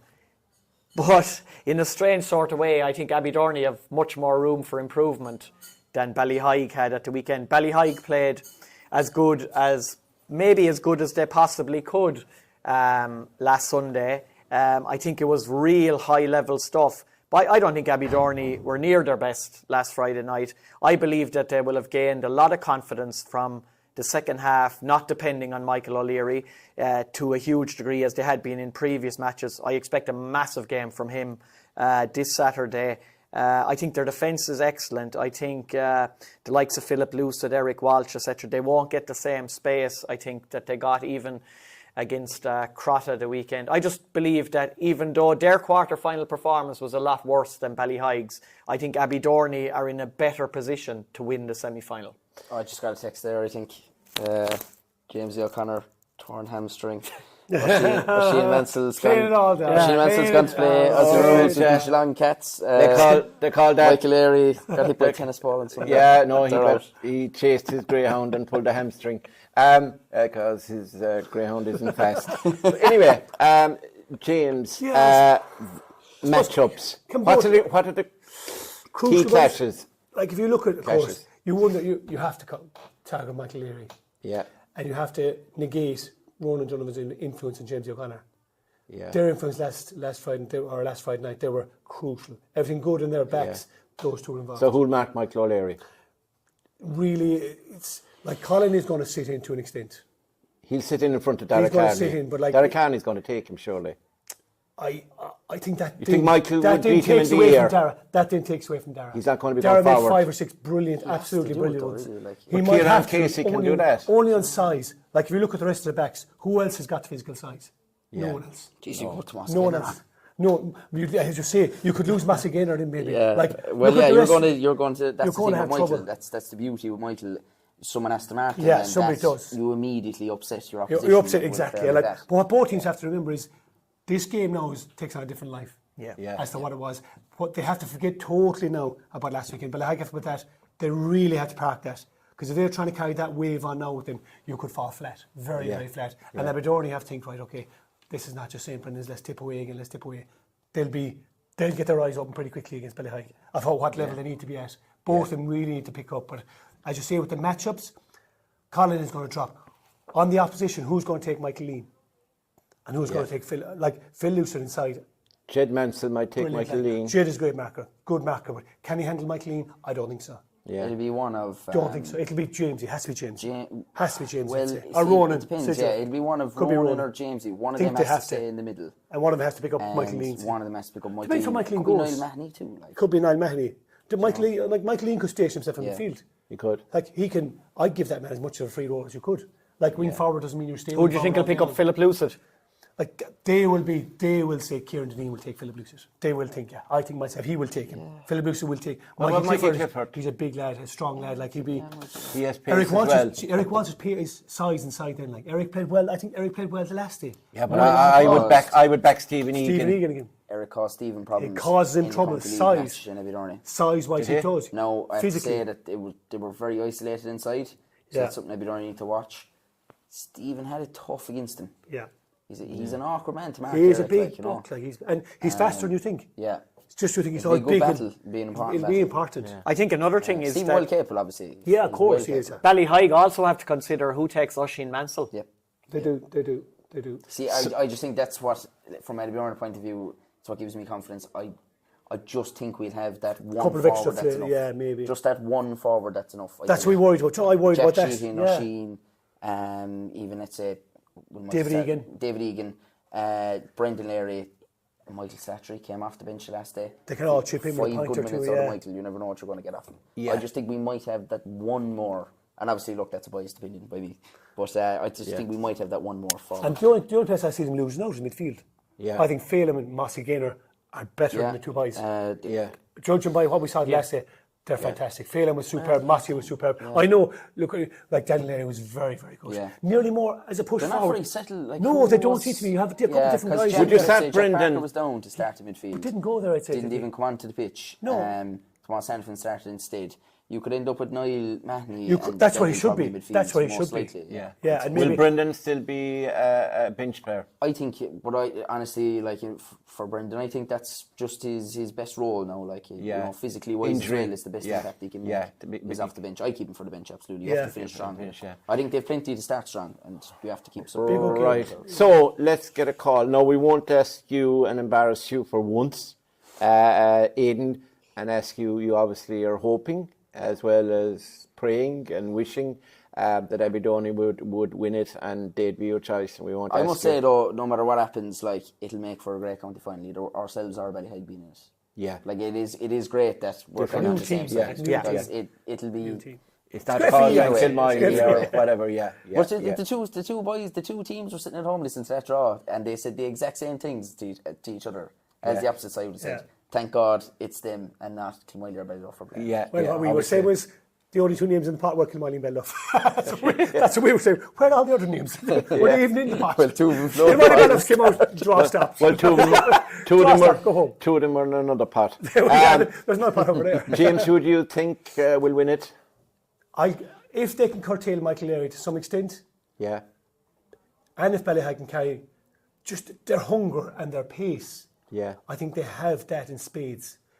But Abbeydorney, strength-wise, it's clash of two different styles, really. Yeah. Two different styles. Like, in fairness, like, it is two different styles. it's very hard for a neutral to say Abbeydorney is going to win the match because they haven't showed anyone yet that they can. No. Yeah. Like, you know, it's easier for me to say I think they can, but like, Yeah. we haven't seen that. they're able to James, do what that, do you so. think? I Give give the nod to the Higers. We'll give the nod to- I wrote them off last week. They won't Yes. appreciate it. So Yeah. I give the nod to Ballyheigue this week. Yeah, and you promise you won't steal any players to them go down No, the line. no. You wouldn't do that. Yeah, John. I'm going to go the opposite. I think Abbeydorney have more room for improvement. It's one of the reasons why I think Clare have a huge chance in the actual All-Ireland hurling final on Sunday, because they didn't really play well in their last match, while Cork probably played to their potential against Limerick. I think there's more to come from Abbeydorney, and I don't think Ballyheigue will be able to play as good as they did last Sunday. So I give the nod to Abbeydorney. Yeah, well, I'm living there, so I should give them the nod, but I have a funny feeling that I am going to give them the nod. I could stop the Orient Express, so Brendan O'Sullivan has warned me, do not tip us. But you're talking about the All-Ireland final Sunday. Obviously, Cormac Lean, who's playing cornerback, is son of Edward, who played and won a county championship with St. Brendan's in 1990, and his grandfather would be Butch, who won a championship medal with Crotta in 1968. So there you have it. History at Kerry starring Croke Park. Anyway, so that's the first semi-final. Now the second semi-final is probably more eagerly anticipated than the first, with all due respects to Ballyheigue and Abbeydorney, because it's the big clash. It's the clash of the team with 26 titles, Kilmowley, they love that, and Ballyduff 25. So either one could, but they could be beaten in the final as well, move one clear or draw level. So the match is on at 7, and James, now injuries. Now I know you can't reveal all, obviously, but it's safe to say that Dougie Fitzell, I think it's well known in North Kerry that Dougie has a broken ankle, or he's some fractured ankle, he's something. Dougie won't be playing. I don't think he will. I wasn't there this week now with the lads, but from what I've heard from a lot of guys, he's not in good shape. But as for the rest of the lads, they all seem to train. Yeah. Like despite the fact that you weren't there. Like every other club, we're just patching fellas up with the breaks. The week's break, every club is the same. They're patching lads up. JC, some violin music, please. But no, all that being said, it's like Causeway again. This is Kilmowley Ballyduff. Yeah. This is two heavyweights going at it. Yeah. And like we both have that killer 15, 20 minutes where you can wipe another team out. Yeah. But both teams, as we've seen, have slept for another 10 minutes. So that'll keep us going. Now we'll have a little snooze. Yeah. So it depends how much damage can we do when we're on top, how much damage can they do when they're on top. Because there is going to be parts of this game where Kilmowley are going to have a dominate 15 minutes, Ballyduff going to dominate for 15 minutes, 20 minutes. Who can do the most damage and who can limit the other team to what they're doing at that time? Matchups going to be crucial. Matchups are going to be crucial. Personnel is going to be crucial. Who both teams get on the field. It's really, and who really stays on the field in terms of injuries, like Mossy O'Connor. He had a hamstring where it was torn off the bone or whatever, and he's back and he looked very good and sharp the last day. But a week later, what's he going to be like? Let's hope nothing happens, that he can get through the 60 minutes or whatever and play.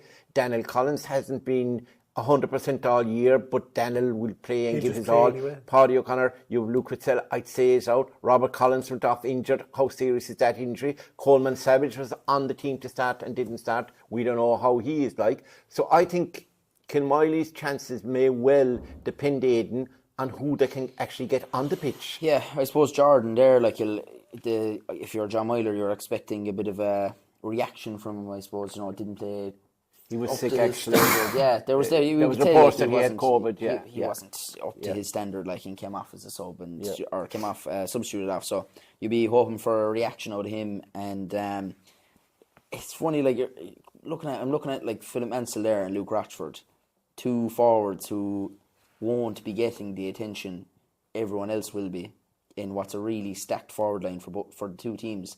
And they've both been chipping away with goals there. Like, Phillips turned into a right goal scorer, like, for Kilmowley. One more in the last Luke game, Rochford has gotten goals as well. Like, and it could be two players like that where they just go under the radar. Not big names. Not the big names. Yeah. It's two They fellas could decide it, who come in underneath the radar, and they could be the guys to get the vital goal there. Not anymore, no. You said it. They're now going, right, we need to map them now. I know, yeah. Our radar's a lot lower. Yeah. Aidan is trying to get Abbeydorney to county final, and the other two... Whatever way he can.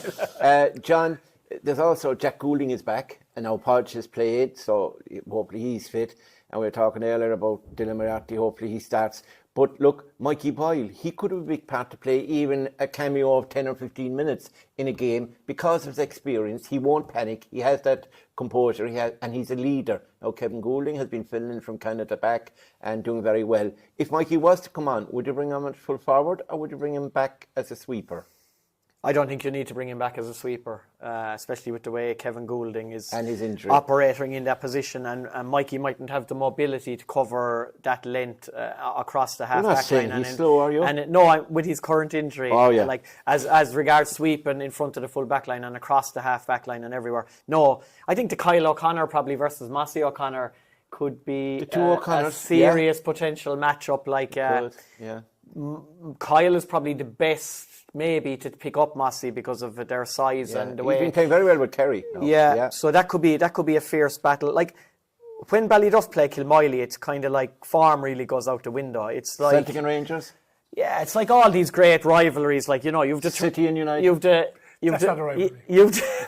Liverpool and you've the 26-time champions against the 25-time champions, and neither will be happy to see like Causeway and Crotta as the most recent champions, and they will both feel that if they win this game, no disrespect to Abbeydorney or Ballyheigue, like there will be people in Kilmowley and Ballyduff, maybe not necessarily the current players, but who will feel that the winner of this game should be favourites to go on and win the championship. The natural order. It's going to be I don't necessarily feel that's going to be the case, but natural order. But that will be the feeling in general, like supremacists. Absolutely. It will be Ku Klux Klan. It will be a 50-50 match. Like, both of them have had their periods, like we said, where they've looked really good, and then within 10 minutes they're asleep and they're conceding loads of scores. So whoever is more consistent over the full course of the game, I actually think in the heel of the hunt, the return of Jack Goulding this week might just tilt the balance very, very slightly in favour of Ballyduff, because if you look at all the scores on both sides, this is an extra dimension that Ballyduff didn't have last weekend, and they still scored 315 without him. But he brings an awful lot to the party, as we saw in the earlier games. And it's not just his score, and it's his vision in creating goals and scores for other players. And with Dougie Fitzgerald probably out as well, and a doubt over Robert Collins. Like we said, we don't know the story with Coleman Savage. So I think Kilmowley... His father Jim would give you a bag of spuds, by the way. Kilmowley might just be that slightly small bit vulnerable at the back. And I think... down the middle of that defence. I think Jack Goulding... I think Jack Goulding's return might just tilt it in favour of Ballyduff. Aidan, if you were in charge of Kilmowley, God forbid, if you were in charge of Kilmowley, would you shift Ronan Walsh maybe back to defence? I wouldn't touch Ronan. I think he's nailed on to be... If we'd all-stars, like, he's a nailed-on all-star where he's been playing. Number 12, he's been class, in fairness. I wouldn't touch him. It's very hard to pick who does go there, though, in fairness, if there's no Dougie, like, and especially, like you said, because even it would have been fascinating to see how Dougie would have dealt with Jack Goulding there. Occupying him at centre-back. Like, I think he'd be ideal for Jack. Dougie likes to more mark the space rather than the man, like... So it would have been interesting to see what would have happened there. And let's not forget that the Dougie absence is on top of James Godley. So who's a massive player for Kilmowley. And their half-back line, if Robert doesn't start, is wiped out, more or less. Now, before we depress, They'd have to drop Daniel back there but not as a centre back. But he'll have to play. He'll have to drop out. he'll be in midfield. least, Daniel will be in midfield And- with Paddy Connor. I can guarantee you. He knows. You see the way he looks at us? No, it's fine. James Throw that knows, back but first. he's at pains and he's under instructions from John Myler to make his appearances and to be talking about Kilmowley very, very little and to give away nothing. So, John, if you have to watch this, I know you won't watch it, but you might get a clip. We are telling you now that James has told us absolutely nothing. We have other moles in Kilmowley. I don't No, it's a moles. I No, it's a- don't think Kilmowley can afford to drop Daniel Collins back. 5 points from It's play, very hard to and know the to way say, the way he played the last day, he made everything tick in that forward line. If you drop him back to midfield, I think you're weakening the forward line as well. You're already it's the hard, back line it's will hard, be it's very weakened. hard. I wouldn't drop him back. It's like a Well, really if Yeah, maybe Tom might have to go back to a 6 again like he always was. Don't know. Look, it's would Tom have the legs with his injuries probably now? he says himself not to me. He said probably no. wouldn't himself. Like No. he had to drop back at the end of that game. He still got, but Yes. the one thing I say about that, he got 60 minutes under him. He got 60 did. minutes last day, Yeah. which Tom for the injuries he's had this year, brilliant stuff. I'd look at Ballyduff as well. What happened to him against Lixnaw? Kevin Goulden was named at 6. Yeah, He wasn't before. no. He was named at 15 to come back. Yes, Yeah, yeah. Now Which is good you're a point. natural 6. Are you a natural 6? No, you're not. No. You step out, like, what is there? What are they going to do there? So we have to look at it ourselves. And like, it's their defence as well. Like, you kind of have to wonder. I know Jack Goulding's an X factor coming in. Yes, he is. Yeah. But so much revolves around Jack Goulding then. Yeah. Where do you lose out everywhere else? Yeah. Like Kilmowley, probably we have to look at Anthony ourselves as well. Kavanagh is a 2. What is he a natural 2? A wing back. He's a a good wing cornerback back. as well. No, good cornerback. He is. But he's a wing back. Adam Seagal. Adam really, I think, and he mightn't mind. He might mind me saying this, but I'm only saying it for the sake of what I've seen so far and seen him in action previously at under 20 level and with the club. He's got to up it a bit at midfield. He hasn't been. I think he's more a wing back or a centre back. I wonder, Mort, if they want to keep Kevin Goulding sweeping, will they put Adam Seagal in general play back to centre back on Daniel Collins and drop Jack Sullivan in midfield? Dara Satcher be missing though, really Probably limits will, yeah. their decision making Yeah. in those kind of. If he's going, you he know. looked concussed like last year. He got a right belt. So He that's, looked, yeah. He didn't look both good. teams are really Just we have to see who struggling will to come figure out. that out there. Throw the names into a pot Like, and see who's to be left. fair, really. I think It's like a mass unit, JP both dressing rooms, is. and particularly Kilmowley, whoever comes out of that with their level of fitness. But Yeah. there will lads start, JP I O'Carroll presume, surely who won't be wants his 100%. place That's a fact. there as That's a fact. Dara's replacement, like, you know. You'd imagine, like, he's They'd done fairly look well at since it. he came off the bench. Like if Dara's not playing, like, it has to be surely JP that starts. there. If Jack comes he's in come then on. maybe. He's played very well. Unless Liam Boyle himself, the chap, would come on. Try it. You never know. Might try it. Well, his son, James, would you be a small bit concerned the way that even when the game was going against Kilmowley last week in the second half, that John Myler only used 2 substitutes off the bench? I think just Kieran McCarthy and David McCarthy. He didn't seem to have full trust maybe in the rest of the bench to make more changes, while Ballyduff, as well as Mikey, Jack Enright, Enright. JP O'Carroll and Jason Bowler came on and made impressions. Darren Goulding, David Goulding. Like, if you historically you look at Kilmowley, we won 4 in a row. I'd say we made 1 change in 4 years. Yeah. Ever. Yeah. We never changed our team. No. We thought if those fellas can't get us through the hour, good luck. So You're either in there for the if you're hour, a sub do your on the job. Kilmowley team, you might as well go to Bannon You Beach. can ask fellas from that 4 in a row team. Then the amount of changes we made in those 4 years was maybe minimal, only forced on us. These lads, we trust these lads get through the 60 minutes. We trust them. Okay, lads, I'm looking now for a pick. Who is going to get to the final to join either Abbeydorney or Ballyheigue? We have a split panel on that, I think. I'm not too sure. I think I might be on the fence on that one. Again. We'll start with Aidan this time. Ballyduff, Kilmowley. You friends in both places? Well, very few. I have some relations in one place. Yeah. It's very hard to call it, like. Yeah. No, is it that I just You've don't been paid really... big- you've been that I paid just big don't money. It's like pick your I'm price. too distracted Who on do you the want other to way, meet in the yeah. final? That's what you're thinking. You're That's being all paid it big is. money to make a call on it. Come on.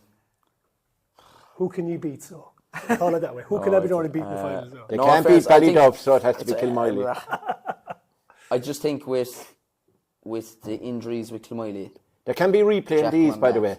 Yeah, it'll go at extra time, but there won't be penalties. No penalties. Okay, No, that's- it goes to the following weekend. Okay. Draw. Replay. Oh, No, I God. think Ballyduff maybe slightly Ballyduff maybe. in Okay. extra time. Okay, after extra time. One James, word, look. Kilmowley. That's it. One, One word, Kilmowley. how confident are you? That's just it. One word, Kilmowley. That's it. Could you ever tip against them? Never. Actually, to be fair, I already disagree with myself because I said 15 minutes into the Causeway game, Kilmowley are back. Yeah. So, You go for Kilmowley. Okay. At Okay. least he's off the fence. I know, yeah. We'll get Jim to get you a bag of spuds. Jim Savage. John, completely The neutral. voice of reason. The voice of reason. I'm going to say Ballyduff by a whisker. Yeah. Because of the return of Jack Goulding in particular, because of the Kilmowley injuries, and because I've just felt since the start of the year before a slitter was pucked that this potentially is Ballyduff's year. So I said it was Abbeydorney's year. I can decide that in the final if they meet. But Yeah. no, I think a tentative, very tentative, hesitant nod, but I do think Ballyduff can win. Yeah, well, I think that I think it's going to be a very close game. You know, you'd be tempted to call it a draw, but I think at the start of the year I had Ballyduff in the final, I think. But that was it. I thought Crotta would win it, and Crotta are gone. So therefore now I think because of injuries, I'm not certain that the lads who will start the next day and some of them won't. And I think Kilmowley can't afford injuries because they were without certain players in the early rounds for different reasons, including the late JP. They didn't shine. Now, they had them the last day. Mossy was back, etc., except that. But I think, and John Myler, as I said, I went to college with him. So if he hears this, he mightn't give me an interview again, although he never does, because it's Maurice Mournan that talks to us. And when you ask John Myler, is he managing Kilmowley, he says, no, I'm not. Talk to Maurice. So that's the story with John. But yeah, I think maybe Ballyduff just, but I wouldn't be surprised, and I mean this is stating the obvious, that Kilmowley could take them. But the only reason I'm going against Kilmowley really is injuries. I fear that the knowledge I have of the players that they have, that maybe they might struggle in that department, and if they do, they have a lot of holes, as the man said, to fix or to fill, and that could cost them against a team like Ballyduff, who have a nice mixture of youth and experience. So that's it. So we have Kilmowley. We have 2 for Kilmowley, is it? And 2 for each, Ballyduff. yeah. Split. So JC has the split vote, has the decision. So is it Kilmowley or Ballyduff? A draw. A draw. JC is decided, John C has decided, our producer and cameraman, he's decided to sit on the fence. So that he's of no help to us really. Now, so that's our review and our preview, but I have a little bit of housekeeping to do.